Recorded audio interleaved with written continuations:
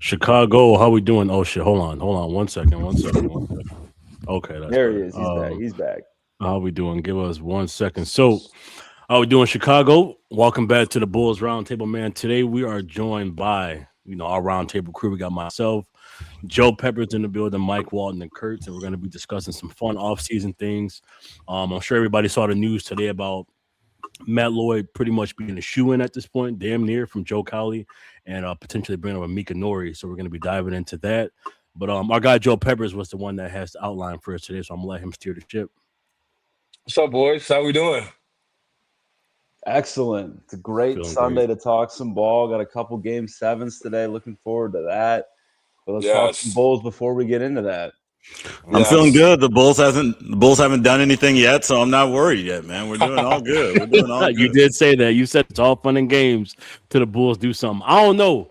I'm feeling optimistic. Like I told you on the Discord this morning, man. Like the reports I've been reading, the article that you shared from what's his name, I don't know how to say his name. John K. We'll call him from like 2024 about Matt Lloyd, and then shout out to our guy AD Alejandro Delgado. He had a really cool article about Matt Lewin on tap recently. I just read that this morning. Like these hires, it sounds like we really are entering a new era, man.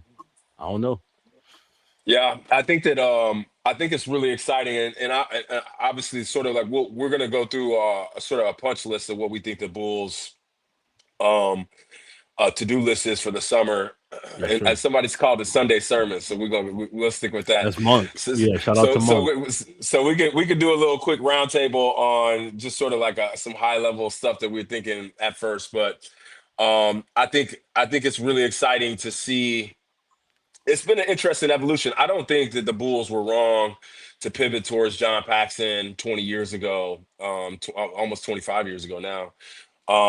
When they moved off Krause, and I mean, obviously Paxson showed up straight away. I think he was Paxson showed up the summer that Jay Williams got into the motorcycle accident. So that Mm. draft, he ended up drafting Kirk Heinrich. That was his first pick, and then I think the next year, the subsequent years, he went and got Luau Dang, Ben Gordon, um, and then obviously Andres Nocioni, and then he had inherited the Curry and Chandler, and then so this is a really interesting pivot because I think that what a lot of us thought that COVID summer when the Bulls went out and got, actually it was the spring, the Last Dance was out, remember, and AK got hired. And then he went and got Billy, and I'm like, oh my God, we actually getting like legitimate basketball people. And what's interesting about that is I think that was like really sort of their the first time that they ever went out a family and went and got somebody. Because they're very much they like their network, they like the ecosystem. So going out and getting AK and Billy was something that was really important to them, and obviously Billy ended up being uh, more favored in the end than AK and Eversley. But I think that it's not surprising that they struggled given AK's challenges with his communication, but also to me, I don't think that Eversley really was able to leverage his experience at Nike and these other things as much as we thought he was. And then Billy, who I think is a good coach, but he's sort of like a George Karl kind of guy. He needs good players. He's not.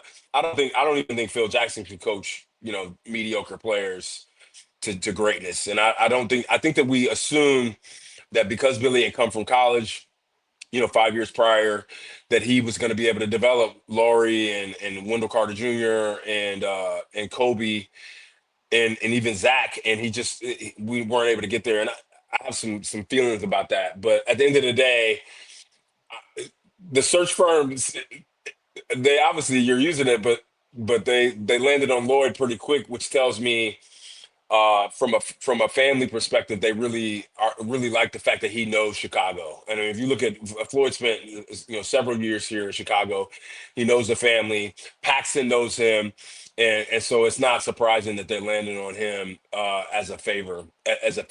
What are you guys thinking in terms of like uh, what you're hoping to see with this first selection of the front office team? I just want to see someone who's willing to take chances.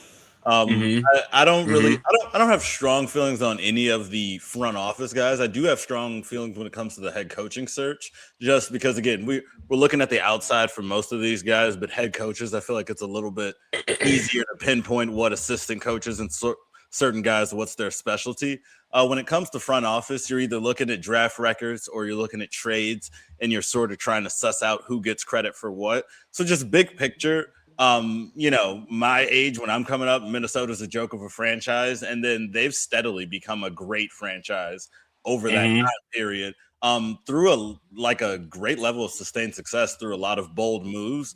Something I was saying in Guilty's Discord is that, again, Tim Connolly gets a lot of credit for it. Obviously, they're working together with Matt Lloyd being the GM in Minnesota. They trade for Rudy Gobert. They trade Karl Right. Anthony Towns for Julius Randle and Nikhil Alexander Walker, which was looked at as almost a terrible trade by a lot of people at the time when they got rid of Cat. So they did a lot of things where they showed they weren't scared to make bold moves. And then eventually you hit on Anthony Edwards, and now they kind of have a focal point to build around. So at the worst, I think what I can say, if I don't know a lot about Matt Lloyd, is he seems to be someone who has a vision. And when he has a vision, he's going to follow through to try to complete it. And again, we don't know how much credit we can give him for moves, but I like Matt Lloyd just because on the surface, it seems like someone who isn't afraid to take chances, but not random chances. Again, like trying to jump ahead and move your timeline. He was taking chances where, again, maybe ownership was telling him he needed to save money and get rid of Karl Anthony Towns, but he still found a way to make that trade where getting Julius Randle is a player that was helpful and still helps them in playoff runs down the line. So I think there's enough success in Minnesota where even if Lloyd doesn't get credit for every move, you can say he's a competent front office guy. And it does worry me a little bit, I will say, that it seems like, as Joe kind of touched on at the end of the day, he probably will get the job because John Paxson is someone who very publicly is in on this search. And we know Matt Lloyd has a long-standing relationship with John Paxson. They probably get along, and I would assume Paxson would recommend him over any other candidate. So it does worry me that it seems like they're going back to the same old Bulls in terms of looking for that family, being a family business, being a sort of hometown-oriented franchise. But if Matt Lloyd's competent at the job, it doesn't bother me that John Paxson likes him because, again, I'm not one of those people who's just going to act like everything that John Paxson has done throughout his career has been bad. Even though we all know how it ended. So at the end of the day, I'm okay with Matt Lloyd as the hire because, again, everything that we've seen from Minnesota over the past several years would indicate that he's a pretty good candidate. Yeah, I'll hop in here too. Matt Lloyd, I think he's obviously a very interesting candidate, and I think we're down to pretty much two options between him and Lewin from Boston, it seems like. And I want to Pep alluded to it earlier that the last time the Bulls were pretty good, it came from a string of draft picks. Those Right. being guys like even like Kirk Heinrich, Taj Gibson, Derrick Rose, Joakim Noah. Some of these guys were highly projected picks, but other guys like Taj Gibson, you're taking him in the late first round, and he's providing value for your team for a long time. Jimmy's another perfect example of it. So I think I like to look at some of the draft histories when I'm looking at front office candidates, just because I feel like that is the most surefire way to build a competent roster is through the draft and consistently hitting on draft picks. Even if you're not consistently drafting stars, you're drafting good role players that can play in big games. And outside of Anthony Edwards and Karl Anthony Towns, who are obviously number one overall picks, a lot of Minnesota's draft choices kind of fall a little short. You don't see a lot of guys on Minnesota's roster contributing right now that they drafted. So I think it's a front office that's made a lot of sharp moves in trades, like Mike has suggested. But some of these picks, these guys aren't playing. I mean, they took Rob Dillingham, they took Leonard Miller, two guys that are now Bulls that we know pretty well that didn't even get a chance to even play on these Timberwolves teams. They took Joan Behringer, who hasn't really seen the floor, and obviously he's sitting behind a trio of good big men in Randall, Reed, and Gobert. But that's just another example of a pick that hasn't really panned out yet. And obviously for Behringer, it's early. Other guys like Jake LaRavia, I mean, I think they shipped that pick to Memphis. Jalen Noel from Washington didn't really work out. Jalen Clark was playing a little bit in Game 6, I saw, but I think that's because they were pretty banged up. They drafted Chris Dunn, who obviously we took on, Lauri Markkanen we took on. But I'm not super confident in that Timberwolves front office's drafting history. And yes, they've been able to make some great moves, but they haven't really been able to hit on those like consistent, solid moves, if that makes sense. Yeah, I would tend to agree, honestly, and I think that and again, obviously, Conley is he's the lead executive, so there is there's more than just one voice. Obviously, the Terrence Shannon Jr. pick I think is going to end up being a really solid pick for them. But where I would say is one of the things that's really interesting to me is you usually will see uh, a a lead executive draft people with a similar temperament as them.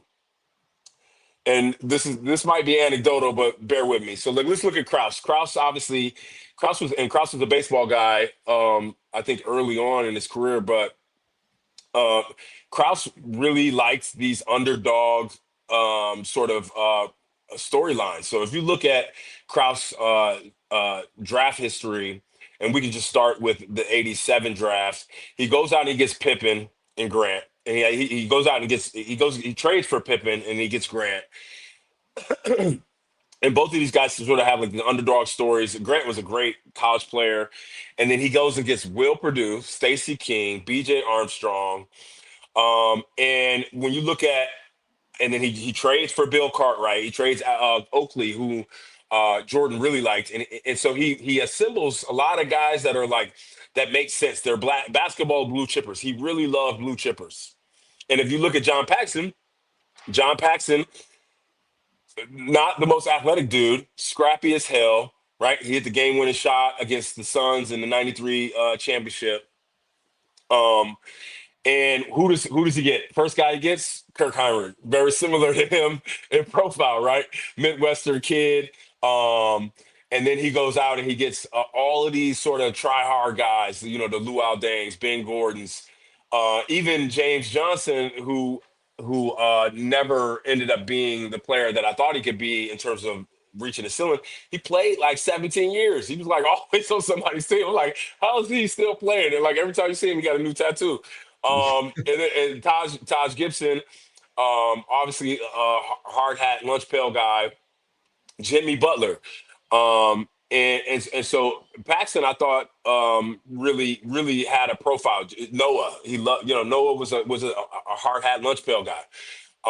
And so what do we see with AK? AK drafts guys that are meek and mild. And he goes and gets Patrick Williams, and then he gets Dalen Terry, and then he gets, Julian Phillips. And these are guys that are, maybe they're toolsy guys, but they're not, you, you remember like just watching AK, like he's like, he got all these pregnant pauses when he's talking. He's always seems soft. He always seems like he doesn't like have certainty. And I don't like that shit. And so the one thing I will say with Lloyd, is I think that he understands the house, and that's important, right? And I do think that Nori is a little bit of an X factor, and we'll get into that in a second. But I do think that Floyd, listen, drafting can be, you could have 3, 4, 5 drafts that are bad in a row. But one thing we can say about Conley and Lloyd, just to close the thought out, is they have assembled an excellent team that can play basketball. They went out and got Gobert. Edwards was an easy one. They went and got Conley. McDaniels was a great pick. Then you go and get Julius Randle, who I didn't know that I thought could fit, but he's like the pseudo point guard, point forward kind of player. And so he's and then he's got Nas Reed. So they put together a very good team when you talk about team assembly. So sometimes I do agree with you, guys, about the draft that you can be. I don't like weak drafts. I don't like it but I think team assembly or team structure and it can come together like Legos. Maybe they don't all have the same color, but you can make it work. What are your thoughts on that? Yeah. Absolutely. You are cooking right now. Shout out to Kelder. Shout out to AD, all the guys in the chat. Yeah, you cooking right now, Pep. What up, Yeah, go y'all? ahead, Kurtz. No, I was gonna say you're 100% right. Like at the end of the day, they have put together a great team that has arguably been, I would say, the second best team in the West over the past couple of seasons, given the fact that they've been knocking off Denver, it seems like every year, and they're right behind OKC. And I agree that I think it doesn't really matter how it comes together as long as it does come together. But at the same time, like you got to wonder how it's how you build the asset chest, right? It's how you build that treasure chest of resources that you can use. And in a place like Minnesota, where maybe they're competing a little bit, they had a couple first overall picks. They were able to trade for Jimmy Butler, Right. which was a great Right. deal. That was with the And Tibbs era, though, right? that was with the Tibbs era, absolutely. But like they've kind of gone through and been able to stack assets over the year, and I think in large part that comes from having these number one overall picks that they've had. They've had three in the last 11 years. Like if you're not starting with that, like how do you expect to build up a similar roster, right? You have to be able to start hitting through the draft, and I think we touched on it earlier, but the other guy, Lewin from Boston. Boston to me is an organization that has built itself up in every way imaginable. They've made trades, they've hit on draft picks. Even when they're Yep. drafted in the 20s, they're picking players like Baylor Shireman, who you're seeing playing big minutes in these playoff games. And I just think there's something special about being able to build regardless of where you fall in the asset chest, if that makes sense. I was glad Yeah, you guys brought up Lewin, because I just wanted to say I saw a couple comments kind of. I think about a few of those guys. First, I saw Easy had sort of asked about Micah Nori just being like the chosen head coach if Matt Lloyd got the job. Like, is that right? Sort of, are people okay with that? I'd be fine with that. Obviously, I'm sure there are rules on like having to have a formal amount of interviews or something. But in terms of Micah Nori being chosen as the head coach if Lloyd got the job, I think the idea that Michael Reinsdorf wants to do, he isn't a basketball guy, not an insult. I think he himself would say that. So he wants to hire someone who he gives total autonomy to just do the job. And that was what he did with Karnisovas. It just turns out that he wasn't good at the job, but he had the right idea. So if Matt Lloyd gets the job and he decides Micah Nori is the best guy, by all means, I think we got to trust him on that. But going back to Dave Lewin, I think it was AD who said he feels like he prefers Lewin over Matt Lloyd. And I thought that was something that Joe Cowley obviously has sort of had the lead on a lot of this stuff. And he sort of spoke to that, saying that, a lot of people forget Mark Eversley was also fired. It wasn't just AK that was let go. I know no one cares about sort of Eversley role. He was a quiet guy, didn't really say much, but he was the general manager. He was also let go.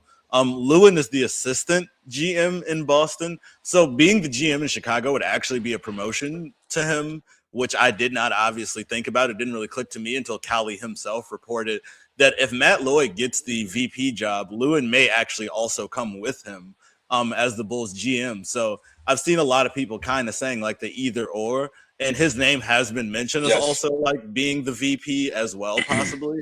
But I think, when you interview guys for one role, you really like them. If you have another role open, it's one of those situations. So if you like Lewin, I wouldn't be disappointed if Lloyd gets the job as the VP, because, again, Cowley himself did say there's a very strong chance of Lewin being the GM and Lloyd being the VP, which, again, that's even stronger, I think, of a duo. Talking about a guy from Minnesota, a guy from Boston. Then again, Sam Cassell, who I've really liked as a head coaching candidate. Maybe you get him for an interview along with Micah Nori. So again, as much as I am pessimist about the Bulls today, I said I'm bringing the good vibes. There's really no reason to be nervous about anything the Bulls are going to do until it happens. But for right now, everything is like really available to them. They're in a great spot. I would just trust them for now. Yeah, and I think go ahead. Gil. Oh no, I was just gonna piggyback off that, and just shout out to AD like we talked about. He wrote this article on Lewin, and I think my favorite piece and the favorite part about that article is just hearing that Lewin sounds like a rebuild demon. Where's the comment at? Like, shout out to AD for saying that. Yeah, like he's a rebuild demon, and we talked about it before the episode started.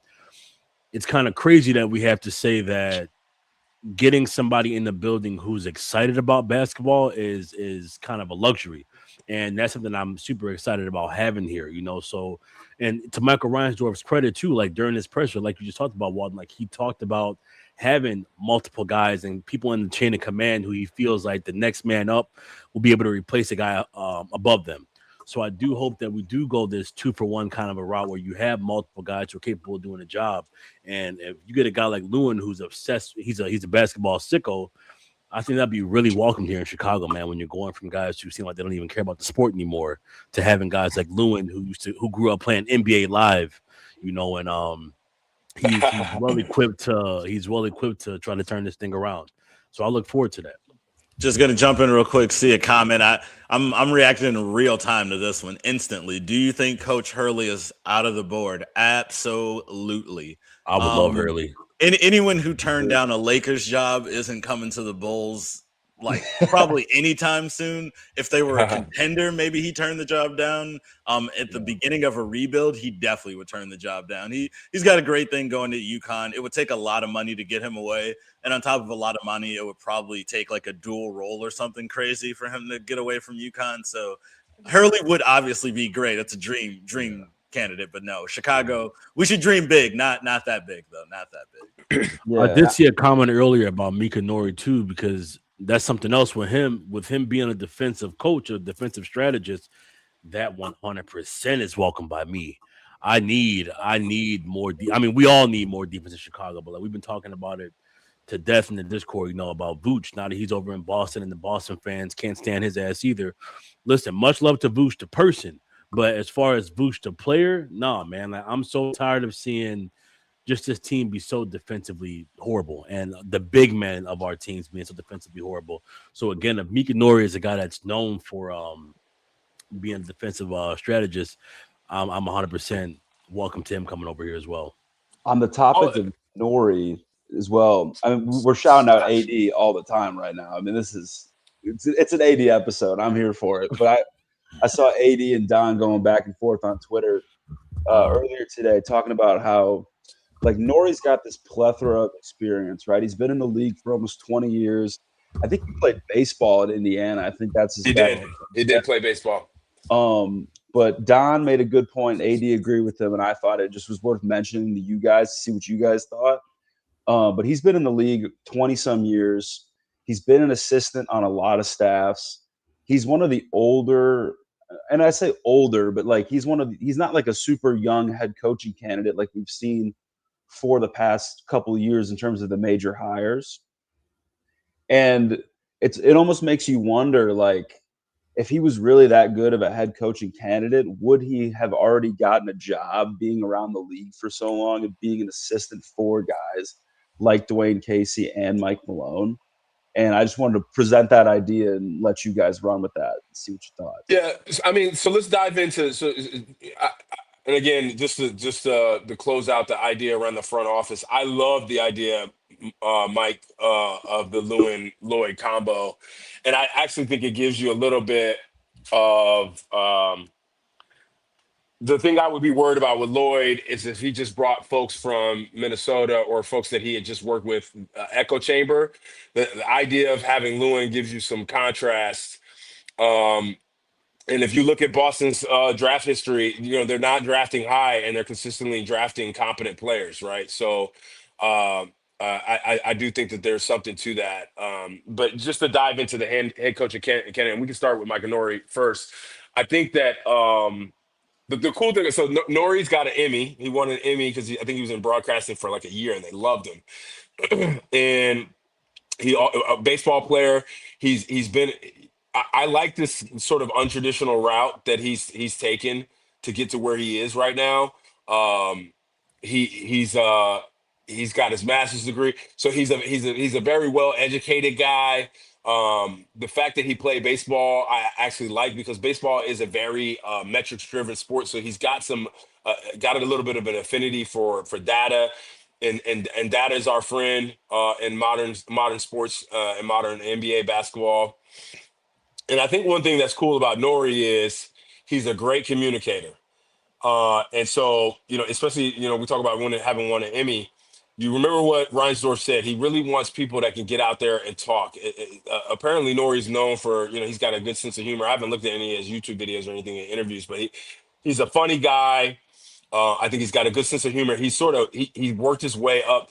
He started with Butch Carter, which is a throwback. Butch Carter is actually the brother of Chris Carter, the wide receiver, Hall of Fame wide receiver. And then Casey had a great reputation. He worked for Malone, and then now he's with Finch. And Finch and him were very close, and they came up sort of in the assistant ranks, and they were known sort of for building this flow offense. And so to me, Nori is a I was thinking about, like, man, who could we get that's sort of like Phil Jackson? Maybe he's not necessarily taking this like straight line of route to coaching. Nori really stands out to me. Largely because he's got a good personality, and I think that he understands how hard you have to work to get from being good to great. And I think he's clearly played a great role in developing McDaniels. Nikhil Walker Alexander got a huge contract and then ended up blowing up in Atlanta, but he's helped with some of these guys that are the supporting cast in Minnesota. And so to me, Nori, he's a former athlete. He gets it. And I think that that's really important when you're looking at coaching a modern day team. Do you have a guy who can get it? Can he talk? Is he friendly? Is he amicable? We don't want a Tibbs guy. We don't want a Tibbs or Scott Skiles kind of personality. And we don't really want, in my opinion, I thought Billy could, it was a lot of word salad with Billy. Like I like, especially early on, I was like, dang, like Billy really knows basketball and he could talk basketball. But I always felt like Billy was trying to talk past questions and not really. Right, he was chirping, but it wasn't really landing. And so to me, I'm really interested in, again, Nori's never been a head coach, so we don't know if he can thrive in a head coaching role.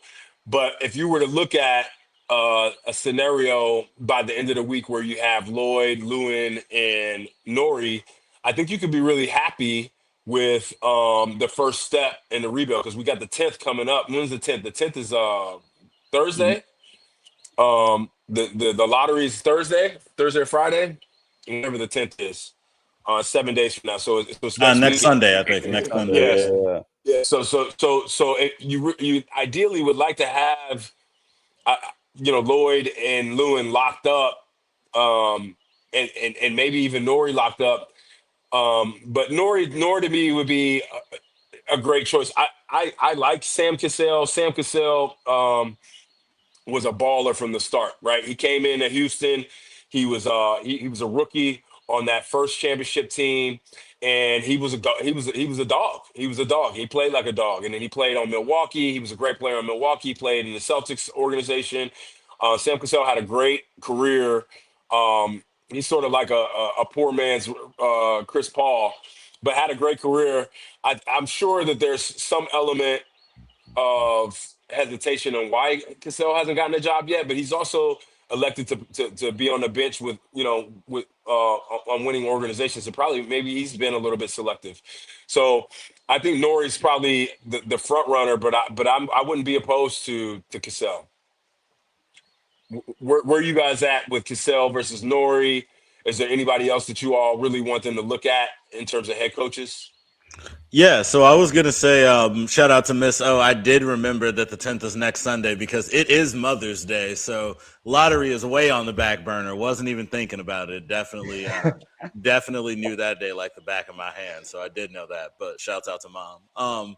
I did want to touch really quickly on Super Damon 95, if I said that right. Had a really good question about like how much stock do we put into asset accumulation versus asset management, trades, free agency, salary management? It's a good question, but also a tough one because I think it's kind of impossible to really separate a lot of that stuff. It all goes kind of hand in hand, assuming he's talking about like hiring a VP of basketball ops and a general manager. I will say personally, asset accumulation is number one to me, no matter what, just because I look at trades more than draft record, not to go directly against Kurt's first take style, just because Stephen A. But Kurtz, I just think like you can get the number one pick and get Anthony Bennett, right? And in the moment, it's like, oh well, we screwed up, but we had the number one pick. So mistakes happen. Drafting is hard. It's not an exact science. If so, Giannis would have been the number one pick instead of going 15 or whatever. Maxey would have been top 2 in his class, like I said he should have been, instead of wherever he went. So it's not an exact science, but the more bites you get at the apple, the more chances you have at getting a great player. It's why I killed the Bulls. Like people always it's like people forget what I said. I'm the biggest Noah Osenge fan on the planet. I was the guy saying this guy's going to be Giannis one day. You just got to give him time. He's going to be a superstar.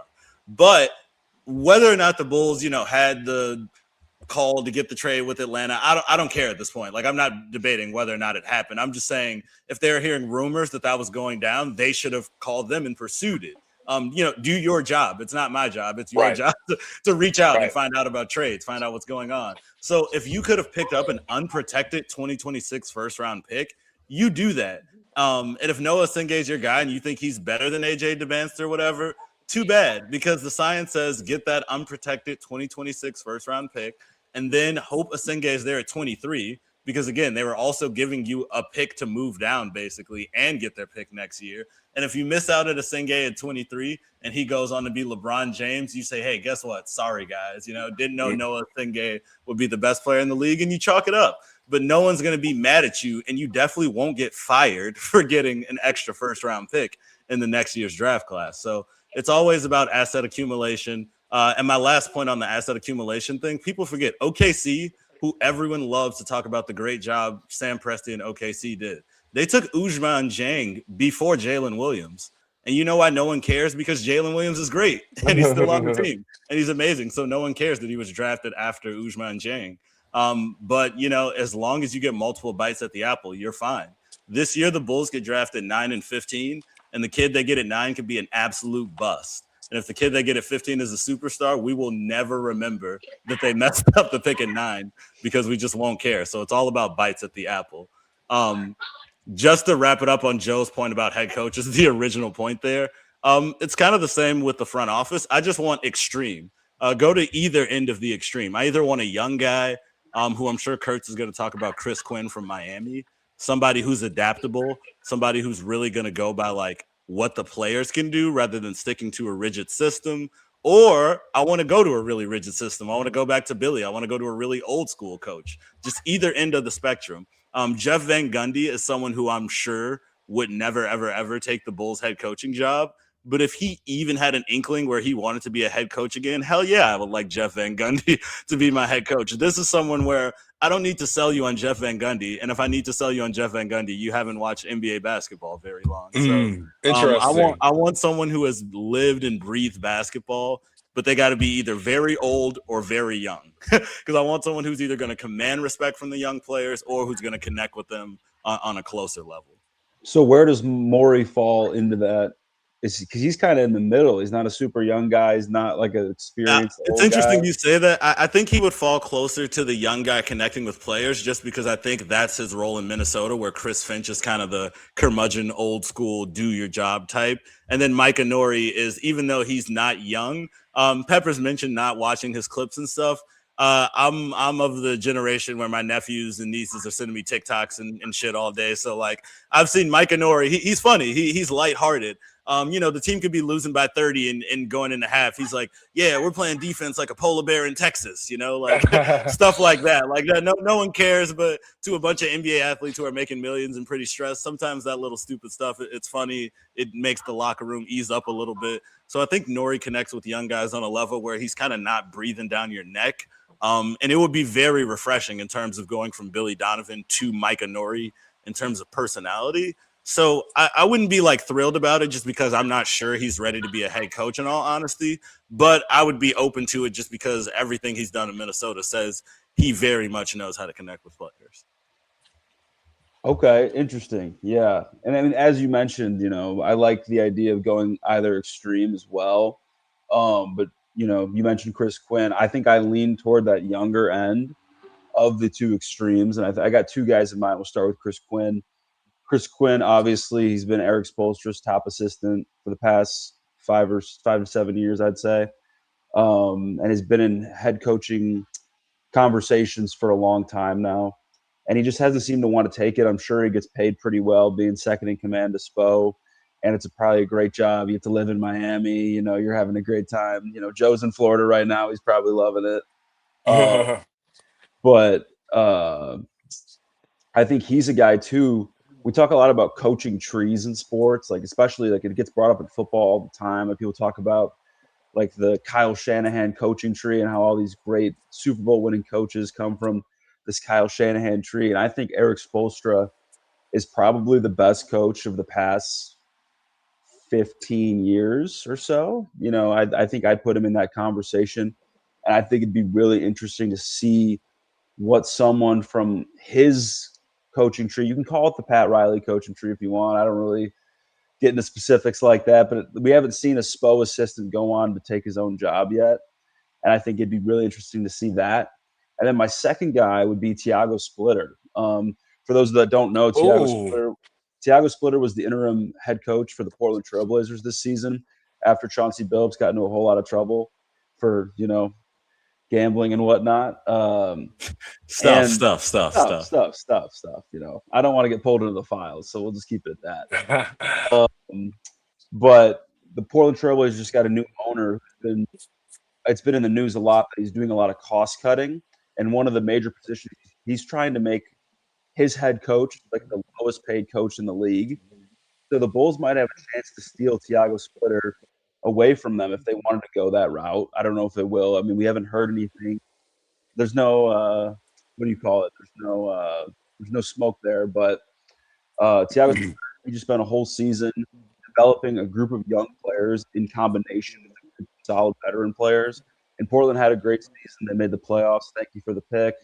And they did a good job. And Tiago Splitter, he proved that he could really be a head coach. And I think he earned the respect around the league from both players and front office personnel alike. And I really like what he did in Portland this season, and I would love to have that guy on the bench too. Yeah, and I saw the comment in the comment section about evolving. Thanks for the comment. I actually think I think it's a great point. I think you really do want to have someone who is certain about what they think good basketball looks like, what great basketball looks like, but is flexible in how they get there. For instance, Phil knew that he wanted to be a certain type of team, right? He knew that, but he brought the triangle. The triangle was not something that Phil brought; it was something that Tex Winter brought, and he learned that. And because Phil was an educated leader and an intelligent leader, he learned that he saw the value in creating a system that Jordan could. That not only Jordan could thrive in, but that his players his teammates could thrive in. And typically, what I would say is these coaches that have systems that allow other players to thrive in, typically can build winning programs. And so that's Chris Quinn. Chris Quinn is sort of I want to say he was like a mid-major guy that played at a school, and I don't think he ever. I think he was an end of bench guy in Miami, and obviously he's been with Splash for a long time. I think he's very attractive, but I think that what you're really pointing to more than anything, in my opinion, is a personality type that has a system that can win. And I do think that the teams that seem to have systems, um, from the front office all the way down to the assistant coaches, seem to do better than the teams that do not have systems. And if there's anything that I would knock AK on, is his lack of certainty and inability to roll with the punches. And this is a little bit true to some extent with Gar Forman. Just the inability to pivot. It costs you. It costs you. Wins. It costs you contention. And listen, next Sunday we could be having this conversation and we could have the first pick or a top 4 pick, and that changes so many different things. But assuming that we don't get a top 4 pick and we just get the ninth and the 15th pick, you want a person that can draft 2 players that they can put into a system and they can evolve with those players. They can go out and say, okay, hey, you've got a power forward like Giannis out on the market, and you've got a power forward like Karl Anthony Thompson on the market. If we get either of those players, we can create a system that those players can thrive in. And it sort of leads us to our next sort of topic, which really sort of, Michael, you segued in a little bit, which is the structure of the team around free agency, and then also subsequent to that is what we have on the roster. But let's just start with what we don't have. We do know that we have 2 picks. We have Noah Singay, which we're going to call a redshirt lottery pick, and then we've got 2 lottery picks this draft, and I'm going to assume that we're going to get another lottery pick next year. So let's just say we have 4 lottery players that are going to join the team in the next 24 months. It does seem to me that asset collection is the best approach to building a very strong team. So like I'm hoping that, assuming, let's just say we get Lloyd and Lewin or one of the other, I would be looking for a front office team that sort of sees this. They don't see this as, yep, we got to be top 6 right away. We got to be top 6 next year, and they see this as sort of a journey where we're building something, and that means that, do you take on bad contracts? I absolutely think that they should be looking at taking on bad contracts if it gets them first round picks. Do you trade back if you need to get another first round pick? So what are your thoughts on sort of you've got cap space and you've got draft capital, and you could build a team and go all in and like, hey, we're going to get Peyton Watson and Walker Kessler, and we're going to try to build a team that's top 6. Or you could take a slower approach where you really build around the draft picks that you're going to acquire this year, Noah, Josh, Modest, and then maybe a bunch of old heads that are riding the bench that get you some low first round picks. Where are you guys standing? I know, Michael, you already sort of articulated that. What do you think, Luke?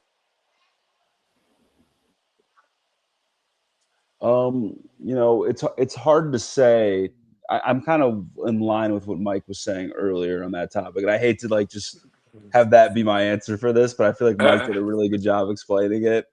So I think I'm just in agreement with Mike on this one. But I like all the points you guys are saying. I think they're in a good spot, and like you said, they're going to have 4 lottery editions over the next 2 seasons, which I think could honestly, if you hit 2-3 of those, I mean, you're looking at an entirely different situation, and I think that asset collection is really important. I think the Bulls are also in a really unique spot too, where they have a lot of cap space available, so they can take on some of these like bad contracts if they can get some more picks and throw that into the chest, right?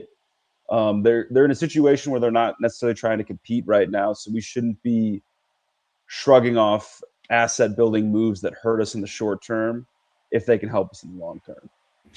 And I have the strongest feelings in the world on this one, which is just build around your draft picks, build around your young guys. OKC is an OKC because they traded for Caruso. They finished the job because they traded for Caruso. OKC I is love that. OKC because they built around a ton of young players. They let them cook. They let them marinate. They develop them. People don't believe enough in self-scouting. You have to scout your own team as much as you do the rest of the league. And Sam Presti did that to the extent where he knew that he had two good players named Jalen Williams, whereas I thought they had one good player named Jalen Williams. But when you pay attention to what's going on at practice, you can really build out that roster. But when it comes to the Bulls, I just wanted to touch on Mr. Voice. I think he has it like spelled out kind of like a ransom letter, but I think that's Mr. Voice. He said he's intrigued by Juwan Howard. He's mentioned him a few times. I love Juwan Howard. Think he's a little bit of a hothead, even though he does connect with young guys. I'm not sure if he'd be at the top of my list, but I forgot that he was in Brooklyn, I believe, as an assistant. They do have a great staff under Jordy Fernandez. So I would be okay with Juwan Howard, as I would with any of these head coaches, as long as they're in for a long rebuild. Part of the reason Billy Donovan left is because he didn't want to do a rebuild in the first place, and he kind of didn't. To his credit, Chicago was competing for a large stretch of his Chicago career until the very end, where AK kind of pulled the plug, and he pulled the plug so late that it cost him his job. But I think we need a coach who's going to be okay to be in for a long rebuild. But I think you want to build around the draft picks. People hate when I say the word, but I'm going to say it. You need to tank for probably at least 2 years. What I will say, just to put a bow on this, everyone kind of takes tanking as intentionally, make guys sit out, say Josh Giddey has an ankle sprain every night. When I say tank, at least me personally, I mean, you're just putting the young guys out there, but you're also not just throwing the young guys out there. Again, you're trying to evaluate them in a proper context to understand what you have.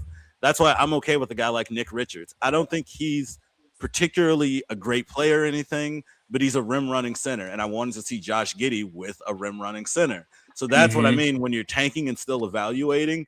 It's okay to throw money at certain players. It's just, what are you throwing money at? So I don't want to jump too far if we're not getting into free agency yet. But when I look at this free agency class, all I care about is the centers.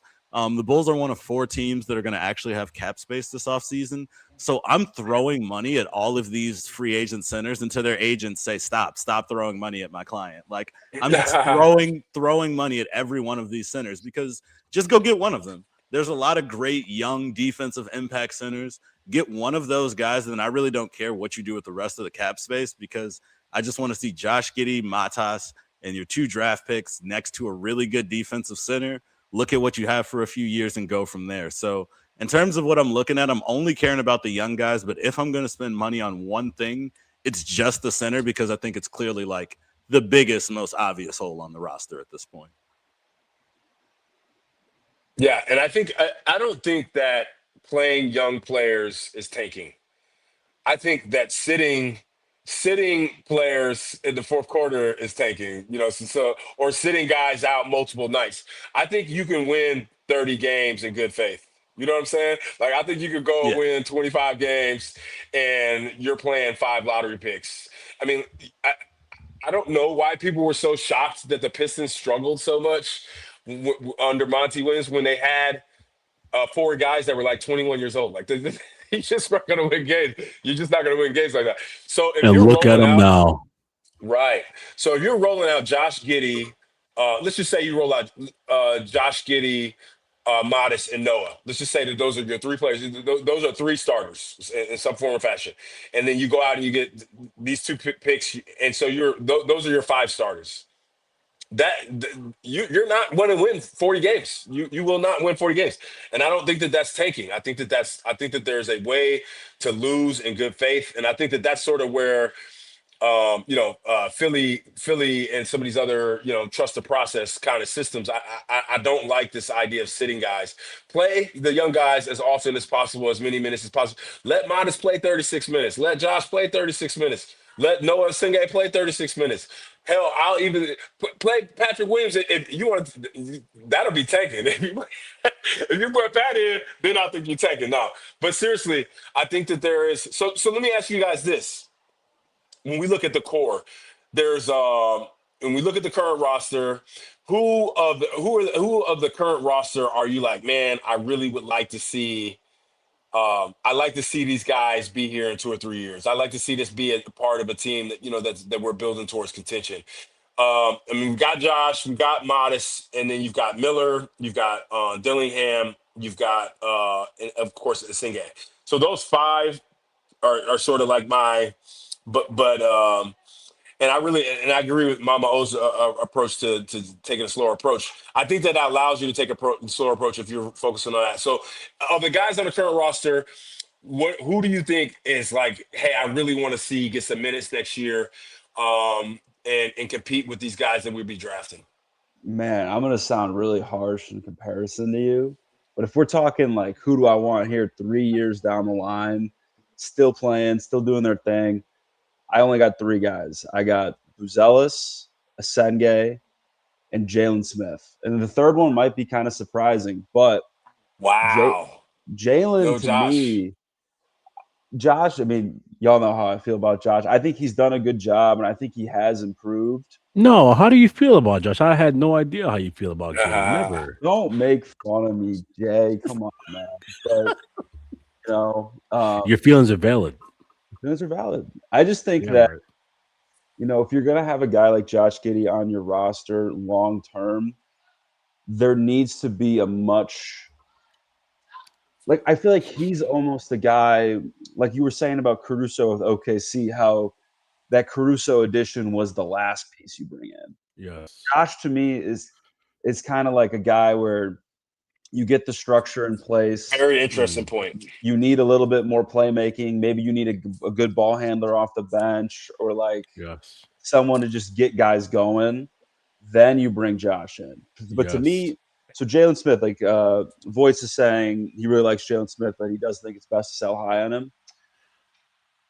I just think it's not super easy to find good big man play in today's modern NBA, especially from a player with the athletic and physical traits that a guy like Jalen Smith has. You see a lot more misses than hits on bigs that you're solely taking just off of athletic traits. Jalen Smith to me is a guy who came in last year and before Zach Collins came over in the Levine trade, was giving you very solid backup big minutes behind Vucevic. And then once Collins came over, Billy started playing Collins over him, and he kind of faded out at the end of the year. But then this season, I think he actually took a leap. And I think he's only 25 still. But he took a leap this year and showed us that he could play the four, which I think was something that was like a little surprising to some of us. Yes. And he's a guy where if he's playing the four and you have a five next to him, it really makes your lineups a lot more interesting. And our best lineups this year were when he was playing the four and we had a five. And I just think his ability to run the floor is really stand out. He rebounds and he's a hustle rebounder, which is always a great trait for a big man. Yes. He can stretch the floor. He can get the crowd going with a big dunk. And I think he's still growing as a player. He's only 25. Development isn't linear.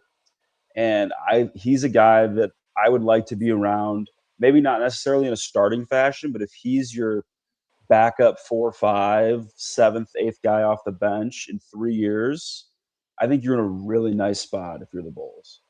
So those would be my three. Mike, Jordan, you guys got guys you want to keep? Yeah, everybody knows I started out. I came out the womb as a watch the tape guy, and then as I became a man, I slowly formed into a numbers based everything guy. So it all comes down to the numbers for me. There's 7 guys.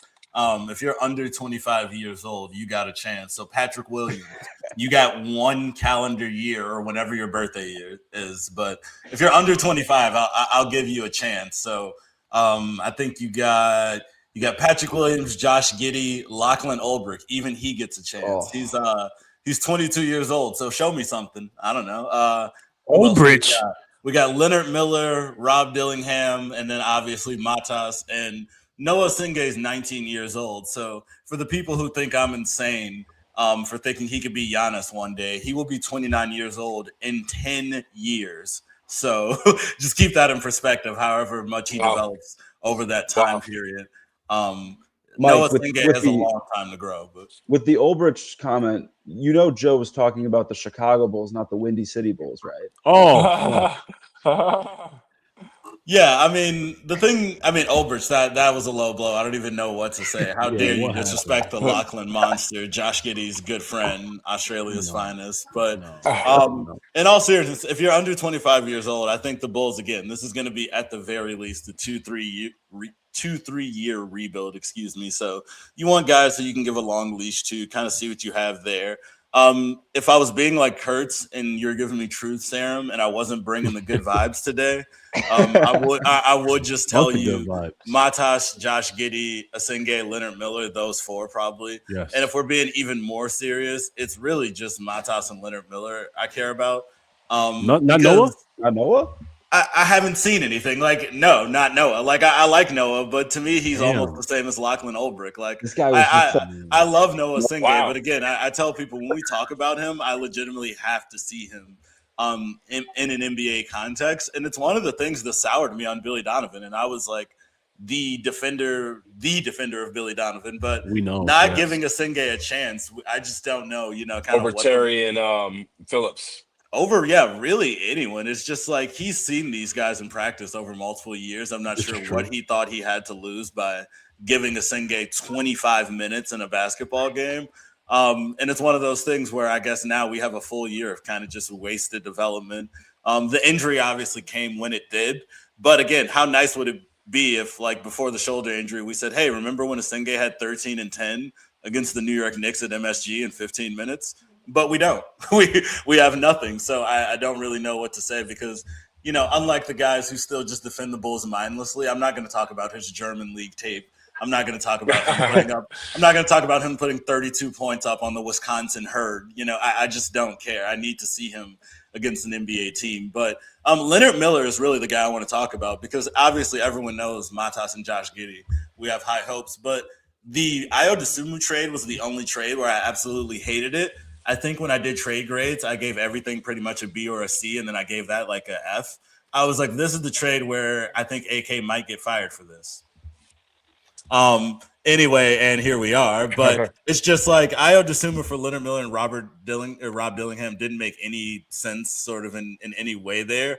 Ayo was a great player, but he wasn't a player where if you kept him, he was going to make your team win 15 more games and ruin your draft odds. So I just really didn't get what was the rush to get rid of him. Whereas there are rumors already of Kobe White wanting to command $30 million in these huge numbers. So I kind of understand that a little bit more.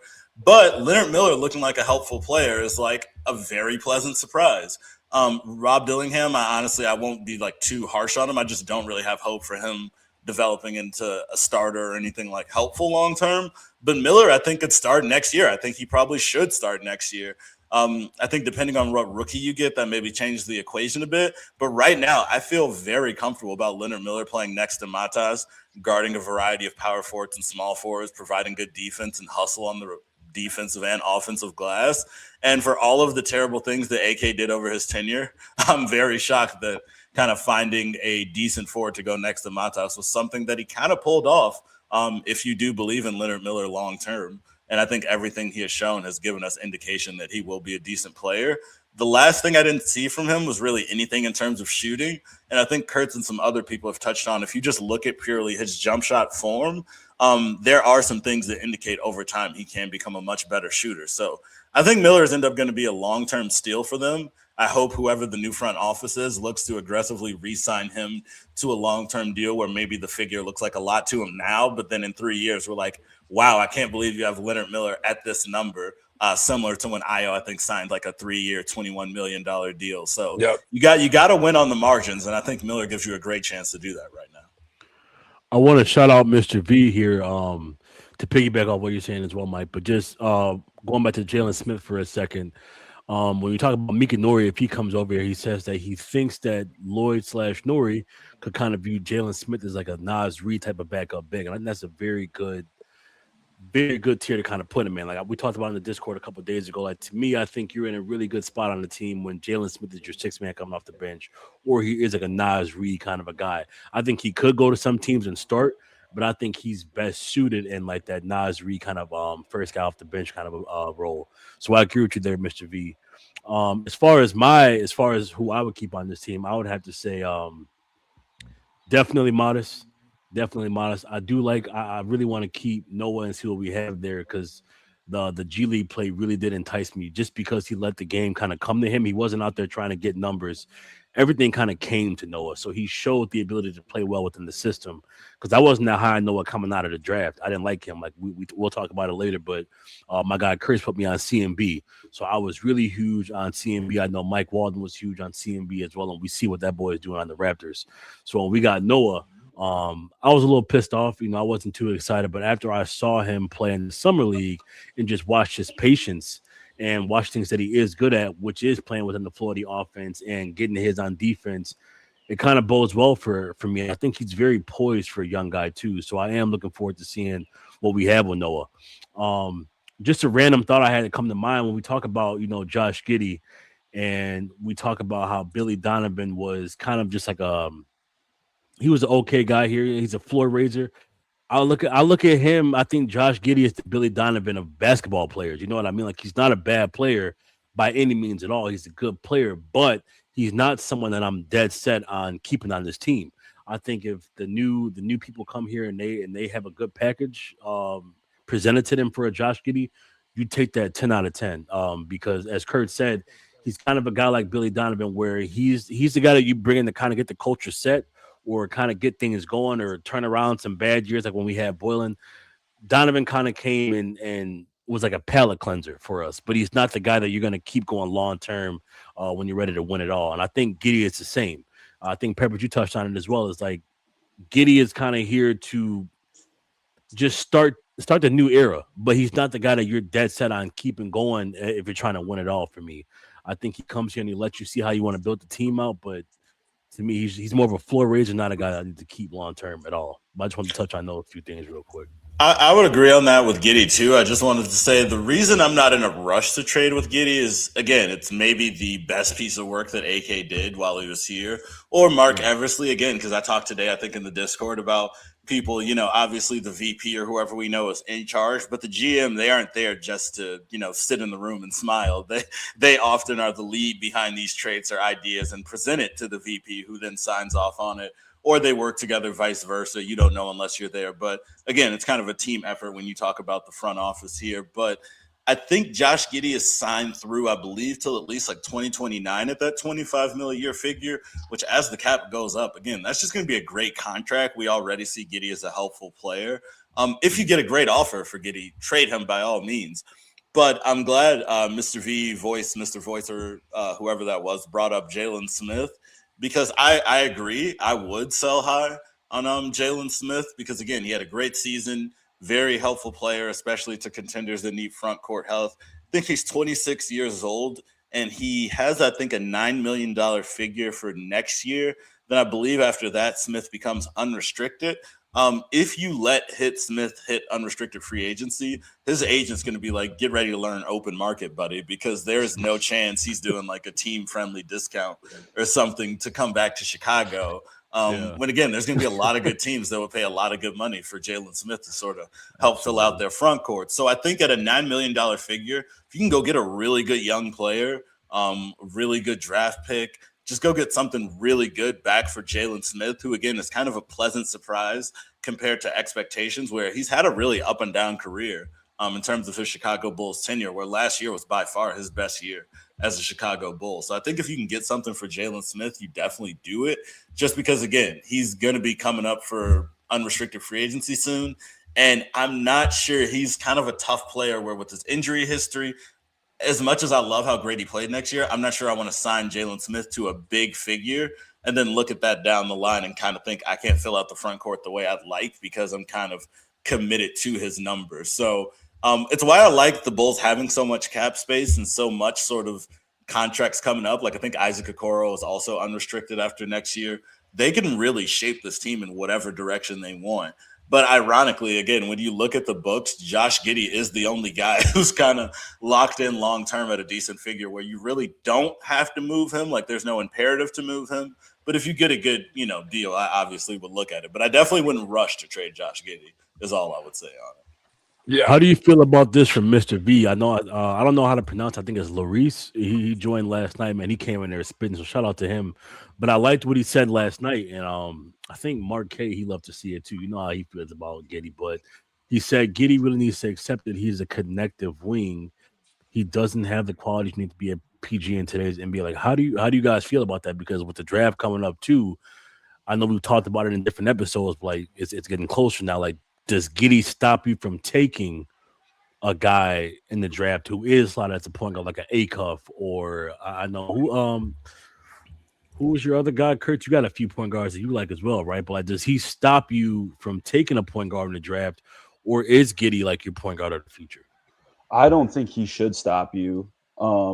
Just because I think if you look, especially in the playoffs this year, unless you're a point guard who's going to be a top 2 scoring option on a team, you look at the guys who have been successful and impactful. It's guys like Derek White, Jamal Shed is doing a really good job, and it's those guys that are playing defense. They're guarding the point of attack.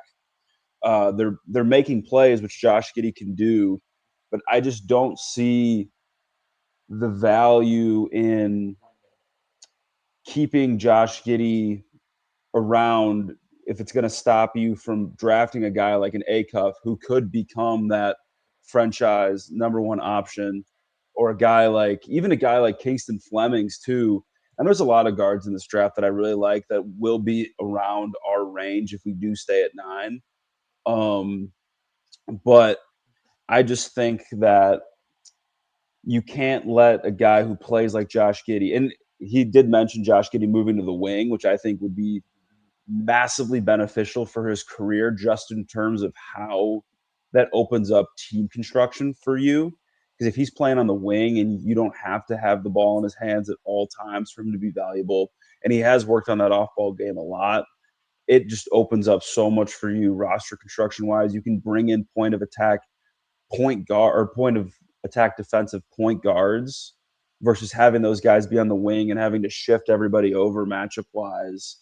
And I think that would kind of quiet a lot of the concerns around building with a guy like Josh Giddey being a heavy part of your roster. But I definitely don't think they should keep him. Like, you should not be worried, or you should not be letting Josh Giddey's presence stop you from drafting a point guard this year. Yeah, no, I agree, and I know I've said this before. I know it's not very popular. I don't think that Josh is truly what I would consider. I think he's more of a point forward. I don't think that he's um, necessarily where you have to have a guy. Like, can he be like a Magic Johnson type? Sure, but he feels a little bit more like a Larry Bird type, where he can rack up the assists, but he's not maybe not the scorer Larry was, but um, I think that more than anything. What's going to be interesting is, and as we maybe pivot a little bit, is like, who do you guys think are some of the players that we should be targeting in free Good agency? point. So we've talked about Kessler. We've talked. I mean, I know Duren is a restricted free agent, and there's been some scuttlebutt about Duren, but I don't think that Duren is going to leave Detroit. I don't think Detroit's going to let him leave. But Shit. I'm really interested to know some of the guys that you all are really interested in at the center spot for the Bulls. Yes. Yeah, I was going to say, I was looking at that list, but I did just want to say just briefly on the last topic, because I've talked about that question ad nauseum on, like, I think every pod at this point, almost like jump through the goddamn screen every time someone asks the question. But it's like, I'm an anarchist when it comes to the position. So it's like, I hate to always be like, I don't care. It doesn't matter. In today's league, you throw out 5 good basketball players. We see that in the playoffs all the time. We got shocked when Ty Lue went really small with the Clippers the first time, but you just do it work. So I think Mr. Voice or whoever that was said that Josh Giddey needs to accept that he's a connective wing. I think to us, yes, he needs to accept it, but to the players, nothing is that binary. It's like Josh Giddey doesn't need to accept anything, and I don't even mean that in like a disrespectful way. I just mean, like, with these guys, it's like, is a better player coming in that's going to push Josh Giddey off the ball more? Then he's going to have to be off the ball more. It just is what it is. But to that point, I do think Josh Giddey is like a catch and shoot 2 guard at his most helpful for Chicago, because again, he's not some knockdown catch and shoot guy, but we've seen he's capable of that. and he's a secondary playmaker. And Josh Giddey is going to do whatever he can to help his team win. And I think if he's most helpful to the Bulls as a secondary playmaker, that's a good thing. Because if you bring in, let's just say, for example, a guy like Darius Akoff, obviously for him to be helpful, he's going to have the ball in his hands. And then if he needs to swing it to Josh Giddey in the corner, and Giddey can either take the catch and shoot three, or then he runs the pick and roll, Josh Giddey probably would be the best or one of the best secondary playmakers in the league in terms of someone else is making the decision first, but then the second guy making the decision is Josh Giddey, a guy who can get you 11 assists a game. So I think Josh Giddey, as a wing shooting guard off the ball, actually probably could be his most helpful form because he's not a guy who's he's not doing a lot off the dribble anyway. And then he gets most of his on-ball possessions from when he gets the rebound and initiates a fast break anyway. Yes. So I think putting a point guard next to him is actually could be pretty beneficial. The opposite of what a lot of people are thinking. But to Joe's original question, just on the free agents, I would just be looking at center. So you kind of touched on them all. Robert Williams, I bring up a lot, Time Lord in Portland. Mm-hmm. A lot of Bulls fans bring up, obviously, the first thing is always his injury history.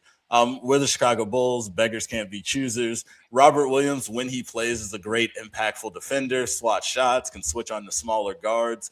The reason you're going to get him is by overpaying him because he has an injury history and other teams are scared to go to that number. So this is your chance to jump in and get a Robert Williams, a guy who's going to be impactful, even though he has an injury history. And then again, I always say, worst case scenario, if a guy gets hurt, the Bulls aren't trying to win the championship in the next 2 years. So you eat the loss, we'll figure it out, trade him later on, and you eat the loss. But I look at Robert Williams in Portland. I would look at Mitchell Robinson from the Knicks. I would look at Isaiah Hartenstein from OKC. I would assume since he's an older guy who's had a taste of winning, he's not interested in Chicago. But if you throw a lot of money at him, maybe he wants to come here. And my whole thing is I want a guy who I can, again, evaluate my players in the proper context. And Isaiah Hartenstein is really good defensively, and he's really good at passing the ball, so he allows you to still evaluate Josh Giddey properly. Outside of that, Mark Williams is probably the last guy I would really be interested in trying to overpay. Again, all of the guys I'm interested in probably have a little bit of an injury history, but when they're on the floor, they're those impactful shot blockers who the Bulls really haven't had in a long time. Facts. Yeah, I'm right there with you on those names, Mike. The one that I wanted that you didn't really touch too much on, but is Mitchell Robinson. He's a guy that really jumps off the page to me. I feel like I see him in my Twitter feed for how impactful he is on like an advanced stats level all the time. I don't have exact numbers on me right now, but I feel like the Knicks always do pretty well in terms of net ratings when he's on the court. He's a great rebounder and an excellent paint protector, which is something that the Bulls haven't had in a while. Yes. As you mentioned, similar thing with Robert Williams.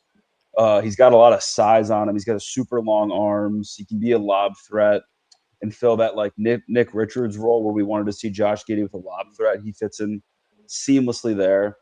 And I think he also, the injury history speaks for itself again, as is with the case with almost every center in this free agency class. I don't really know why we need a center right now. I know why we do, but it sucks that we need one right now when all of these guys have these big question marks. But I think if you really want to I also don't think it's a necessity to get a starting center for the next 5 to 10 years this offseason. I don't think that needs to be taken care of. I don't think it needs to be taken care of yet because I don't see the proper player. I don't see a player that's attainable that we can get that fills that role for me this offseason. I think that's something you can table for the future. You kind of just need a better bridge center. You need to find like your Josh Giddey of centers to help you bridge that gap between Vooch and whoever's going to be there long term in the future, I think. Who is that? Like a guy like Hartenstein? Any of these guys. I think Hartenstein, Mitchell Robinson, Robert Williams, Mark Williams, like a lot of these guys to me scream like, okay, we can start for you for the next 2 to 3 years, but we're also not going to be like the starting center of championship teams, if that makes sense. Yeah, so, 100%. But I don't think the right player is attainable for us this offseason, either through the draft or free agency. Yeah, and to me with Hartenstein, if I'm OKC, I'm not letting Hartenstein go simply because of Wemby. Yeah, like I think that there's other players that they could trade. They could trade Caruso. They could do other things. They could move some of their draft picks. But I think if OKC wants to continue to compete with San Antonio, they need Hartenstein. Um, Mark Williams is interesting to me because I don't know that I feel like he's really truly matured yet.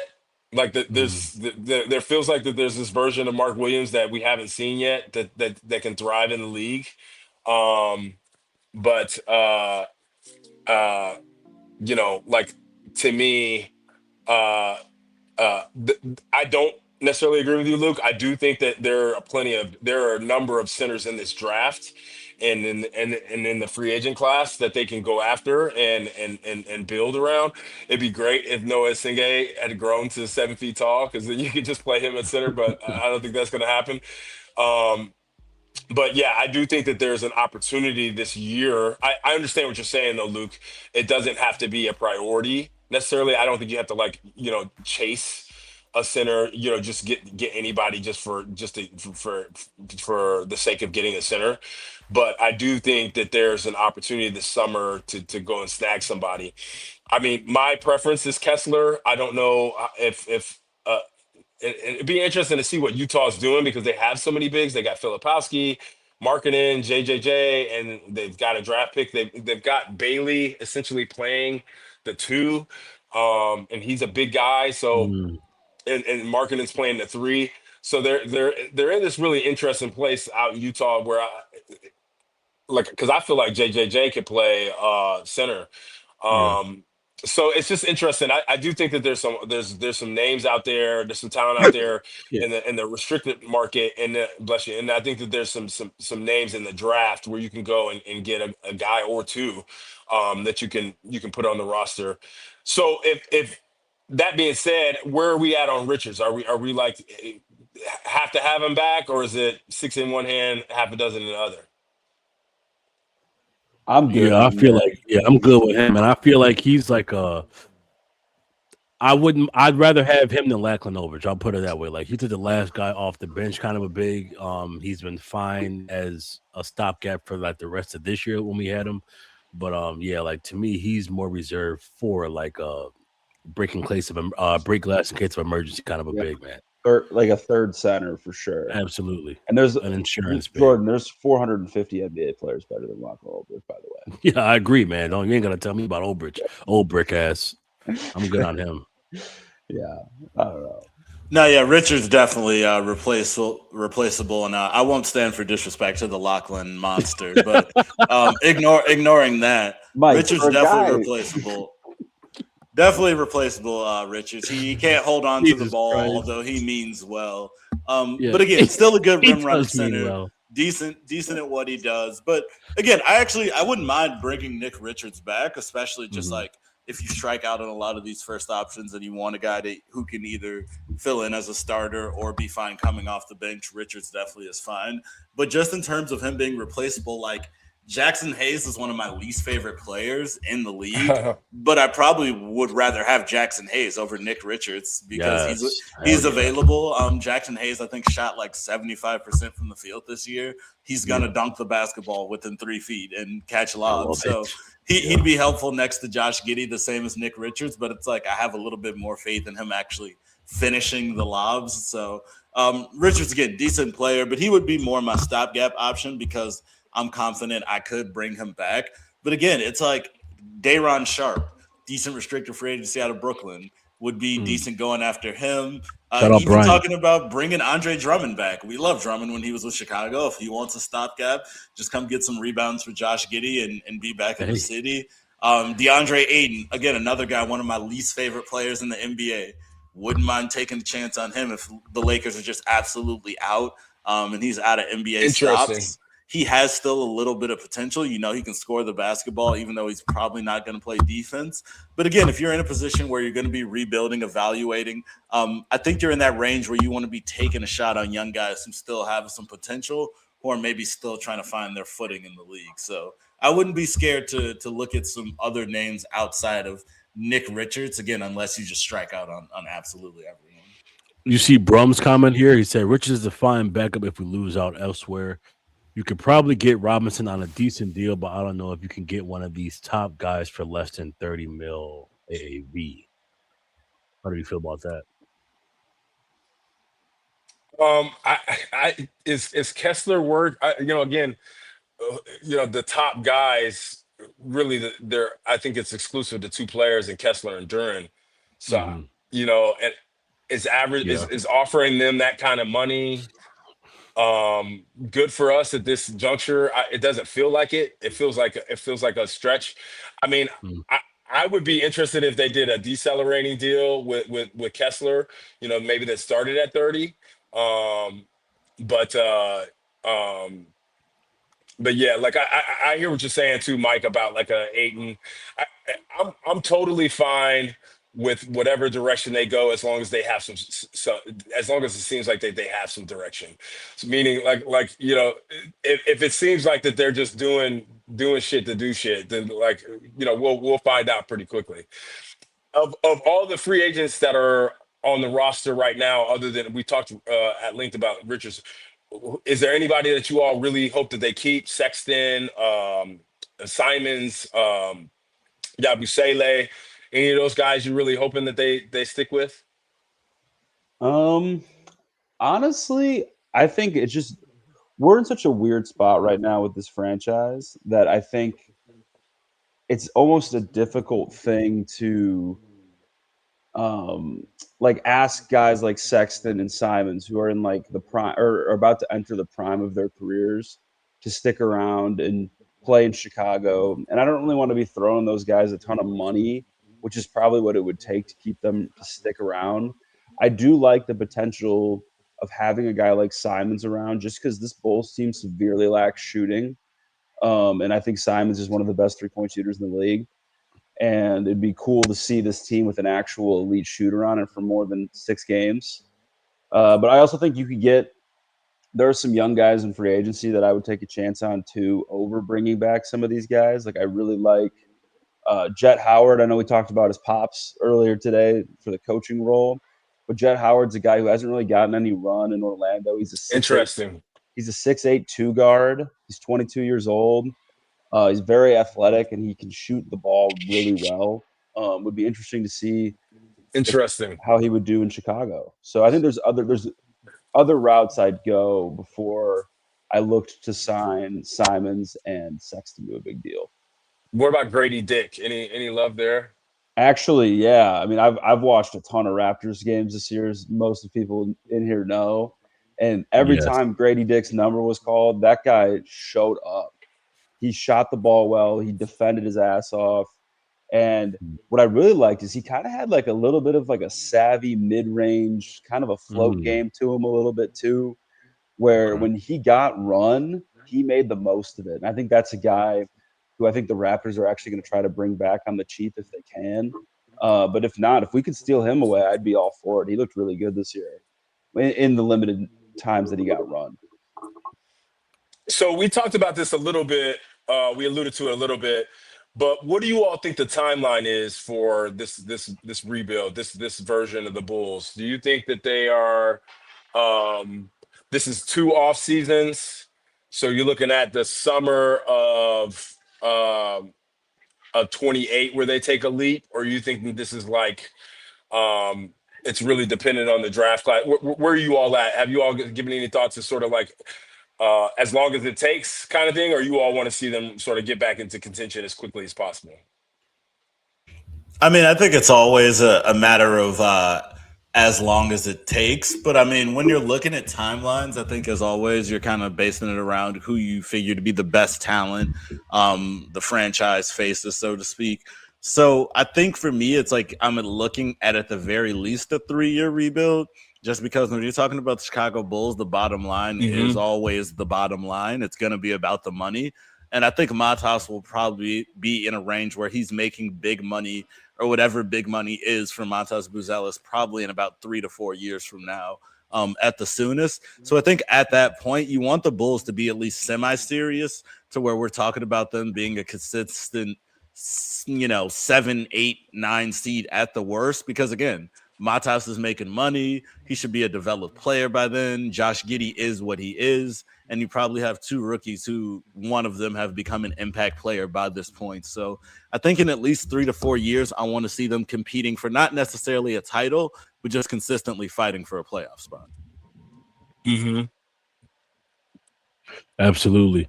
So real quick, we're gonna piggyback to that, but Kurtz has to hop out of here soon. So I know Miss O, she brought up Snack Jr. I told her we'd get to it in a second, but she says Snack Jr. is in the draft, isn't he? I don't know how good he is overall, but I do remember not liking him during March Madness. But she said obviously I didn't like him because he was playing the Illini boys. Shout out to the Illini. But I probably like him on my team. So I know Kurtz is a Snack fiend. So before he hops out, if you want to say anything about Snack really quick, Kurtz. Yeah, so Chris Sinak to me is arguably, if we're considering him just a big man, I think I would have him as my third big man on my board behind Caleb Wilson and Cam Boozer. I know Oh, a lot of, wow. yeah, I know. I'm very high on his potential. I know a lot of people love Mara out of Michigan and JQ out of Kentucky. But I think Sinak, he's got the length, he's got the size. I think he's a legit 6'11". He's got a super long wingspan. I think he is the best rebounder in the class. And I think his role at Houston kind of made his draft stock take a hit a little bit because he intentionally chose to go to Houston where he knew he'd be playing alongside another big man who's been there for longer, who would have offensive priority and in a guard oriented system. But I think he did a really good job of learning how he could be impactful on the defensive end. A lot of times he was guarding other teams' best perimeter players if they were forwards, and he was taking on the best big matchup as well. He's a stretch big. He can shoot the three and the mid range shot pretty well. And he's freakishly athletic, and he's a very fluid mover. And I just think he'd be a great fit. I think we could get him at 15, and I would be the happiest camper in Bulls Nation. So I think Love he's a to great hear that. player. Yeah. Love to hear that. Well, I hope Yeah. that answered any questions for you, Miss O. You about to hop on, Kurt? Yeah, I got to get out of here. I appreciate you guys so much. This was great. And we'll be back for the Sunday sermon soon. Absolutely. That's right, man. Hey, you killed it today, man. You killed I it. Have a appreciate good day, man. Have a good rest Absolutely. of your Sunday. Much love, bro. All right, All right, gentlemen. so let's get back to it, Pep. yeah, so I think we close out with and we don't have to sort of dive into every prospect, but if you had your druthers with these 2 picks, let's just assume it's 9 and 15. Where are y'all? Who are you hoping that we sort of land with? Mm. And Yeah, you can go ahead, Joe. yeah, I can go first. I mean, I hope that Burries is there. If Burries falls, Burries or Wagler would be fine with me at 9. And then 15, I'm sort of like BPA, but part of me feels like I would love to see them get a big, so whether that's Mara, I do like Sinek. I don't know that I like him as much as Luke, but um you know Mara, I'm really a big fan. I actually like Steinbach and or Steinbach and Visar. I'm a big fan of all those guys. If they could get any of those guys in that 15 range, I would be really happy. I actually think Visar and Steinbach both have the potential to be really good players. I don't think that they're going to be.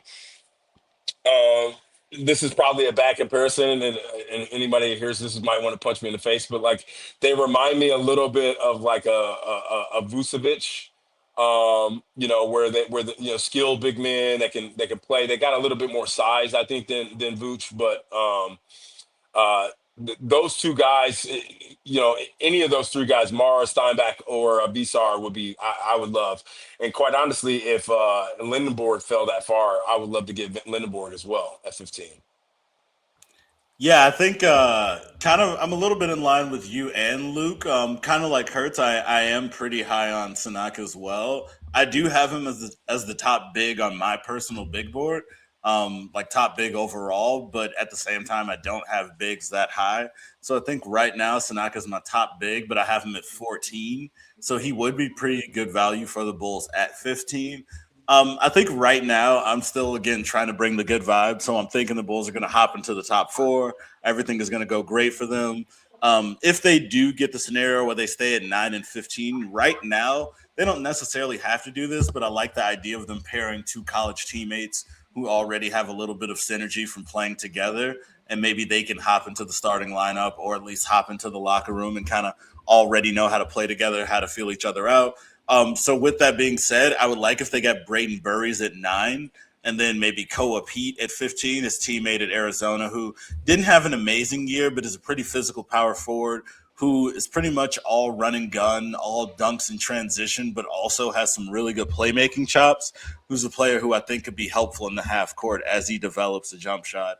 But I also would like if they got Kingston Flemings from Houston, the point guard, at number 9, and then maybe got Chris Sinak at 15, because, again, it would be pretty cool to bring a point guard and a big man that already have a little bit of pick and roll chemistry together from college. So I think either way, based off of the way I'm looking at the board, the Bulls are going to have a chance to get really 2 good players at 9 and 15. Yes, absolutely. Yeah, I totally agree. How about you, Guilty? It's tough, man. It's really tough. Because I really like, if we're going at 9, dude. Shit, let me pull up my big board here. Give me 1 second. But like, just off the rip, like I love a dude like Braden Burries, but it also just depends on if we're keeping Giddey, like what the new front office wants to do. Like this is a whole new iteration of the team going forward, so it's kind of hard to say. We don't even know who's going to be there at that point. But as it stands today, let me see here. Just to throw out another teammate duo, I'd also like if we got the 2 Michigan guys, Yaxel Lindenberg, if we got him at 9 and then got Mara at 15. I think you're bringing a lot of size, a lot of defense, a lot of versatility to the lineup. So I'd like looking at those 2 guys as well. Yeah, if we stay at 9, for me, I think still one of my favorite prospects if he makes it that far. Again, I tell you every time, Mike, you put me on to him, but it's Mikal Brown Jr.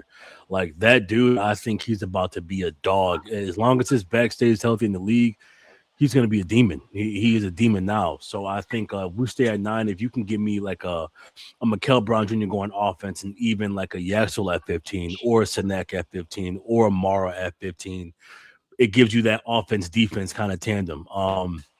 Or even if we just go defense, and you take a Braden Burries at 9, I like that. If we're going to keep getting at the point, and you put a shooting guard next to him like Braden Burries, I think that takes a lot of pressure off of Giddey, and it starts to hide some of those defensive flaws, while also giving you somebody and a guy like Braden Burries who in this new NBA can play the 2 and the 3.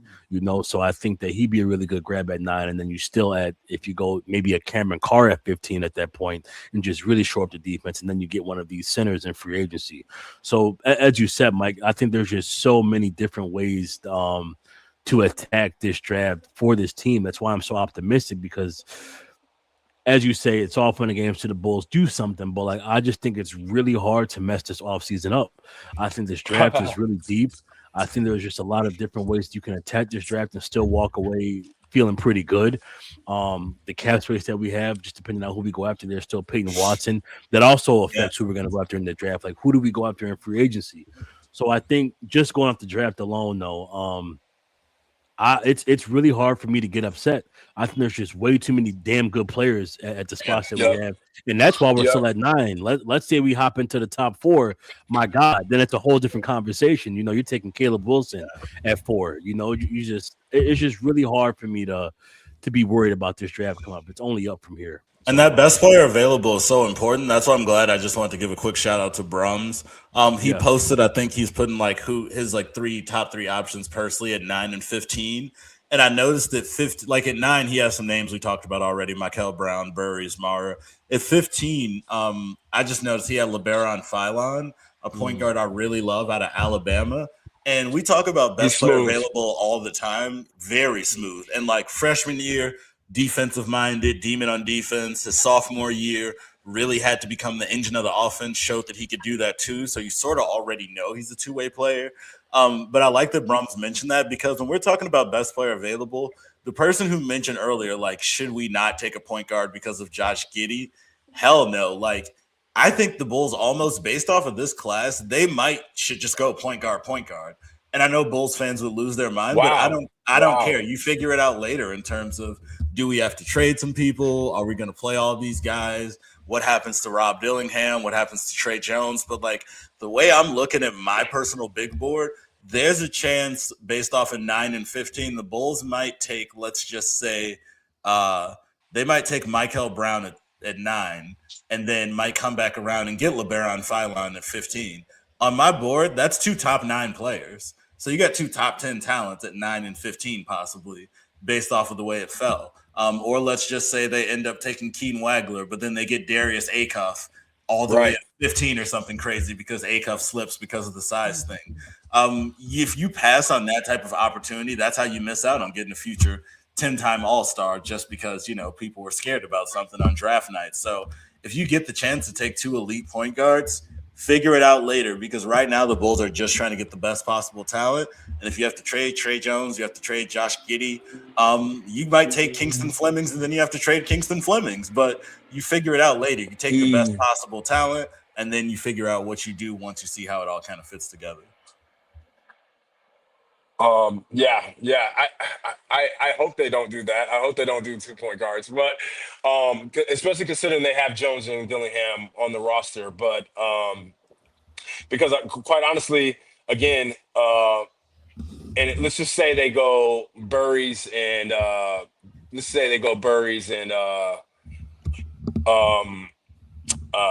a power forward, or, you know, Morez or something like that. To me, that maybe makes a little bit more sense. It doesn't not make sense to get another point guard, because I would like to see Dillingham actually play, even if he's not good, because I'd like to see them win 25 games. And so if Dillingham takes a huge leap, then you've got something there. But it would shock me if they were to go like Flemings and Acuff or something like that. That would be a shocker. Are there any other shockers that you would see in the draft? Anything that would shock you or really just piss you off? If the Bulls went double big, I think that's the one that would kill me. Really? Because I've been interested in double big, because I don't think we have a lot. No, when yeah, you say same. double big, you ain't double 2 4s or a 4 and a 5 or no. 2 So 5s? I mean, strictly in the draft, 2 5s. Like, let's just say they take Jaden Quains from Kentucky at 9, and then come back and get Mara from Michigan at 15. Oh, I love that. Hold up. I would love that. In a class with this stacked of a point guard class, Yeah, I that's think true, you that's got to true. get at least one of those guys. Like, That's I true. get like Joe, if you're I a see what little you're scared saying. about being aggressive and taking 2 of them. But I just think between, let's just say, Darius Acuff, Kingston Flemings, Michael Brown, if you want to call Keaton Wagler point guard, we know one of those guys will probably end up being very good. So I think you owe yourself to get at least one of them, and you can't go double big, I don't think.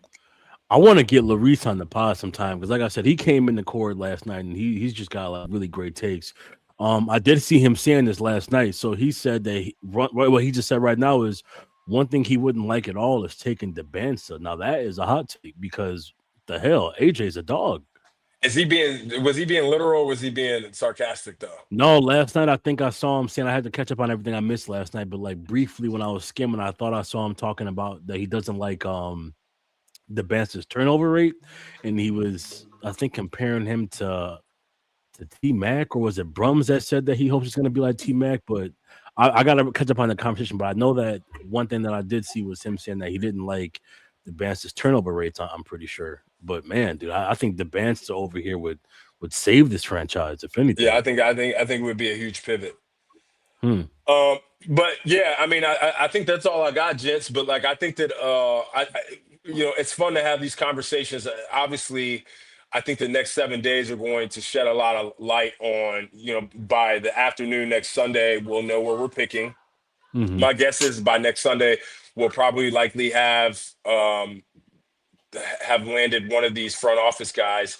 I don't know if like Lloyd would commit to the Bulls right now while the Timberwolves are in their run, but it doesn't seem like that would be a huge distraction. But I would love to see them sort of land their front office team. If there's one thing I sort of would love to see on the checklist over the next 7 days and changes, I'd love to see us get a top 4 pick, and I would love to see them land their front office team. I mean, those are 2 things that I would love to see them do before we get too far into May. Yeah, absolutely. I think it's boding well for it, man. I think Cowley, we talked about it a month ago. We had C Red, Fred, and Mark, and we said, man, Cowley has been on an absolute heater this season, dude. And it seems like every time he's putting out something, we get pretty much the exact report being true the next week. And he's been saying that Matt Lloyd at this point is pretty much a shoo-in. So I don't know. I'm just excited about this news that we got coming towards us, man. And I think I am excited about having a guy like Matt Lloyd in there. And if it is true that we do have him and Lewin coming as a kind of a double tandem and bringing in Mike and Nori, I'm excited about it. It's definitely a big switch from what we've been dealing with the past 6 years for sure. Yeah. And I just wanted to, of course, always plug it over at Bulls Roundtable. I've been doing a bunch of draft profiles and recently just wrote one about Chris Sinak that pretty in-depth just about why he was such an interesting player considering going to Houston and why, in terms of the modern big man, he really is kind of what we're trending towards for pretty much all centers going forward. So he really would be an interesting player in Chicago.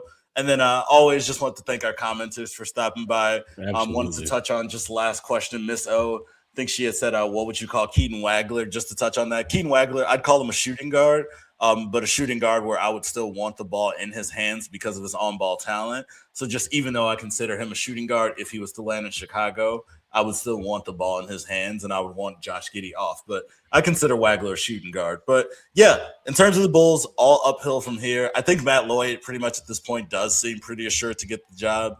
You never know with the Bulls, so we'll see. But I don't think he'll have any issue accepting it and being officially announced just because I think with Minnesota, he's probably already kind of broke the news to them. They probably are already working together with the next person sort of stepping into his role in mind, knowing that he's leaving. Because, again, you got to get this handled this week because the draft lottery is next Sunday. The Bulls need to have a big board. They don't even have really an internal big board technically right now. So there's a lot of stuff they need to get done in a short amount of time. So I think you need at least that VP. So, yeah, I'm feeling pretty good about the team right now. Yeah. Well, I appreciate it as always, gents. I'm excited to see, we got a big week ahead of us. So hopefully we'll have some good news as we go through the week. Absolutely. And like Michael said, just thank all of you guys for coming through. I don't know how to say it. I say Brums. I think it's Brooms, but Barton, he said happy to spam your comments with the nonsense. But truly, man, I just love the community that we have here. He said if Lloyd and Lewin comes, they move him, and he's going to take shout out to our guy, Shop Sports Ross. Take his tick and be the Matt Lloyd fan club. Hey, I'm trying to coin it LL Cool Chicago if we get Lloyd and Lewin. But yeah, just thank you guys for coming through. Peppers, thank you for the outline today, man. And 100%.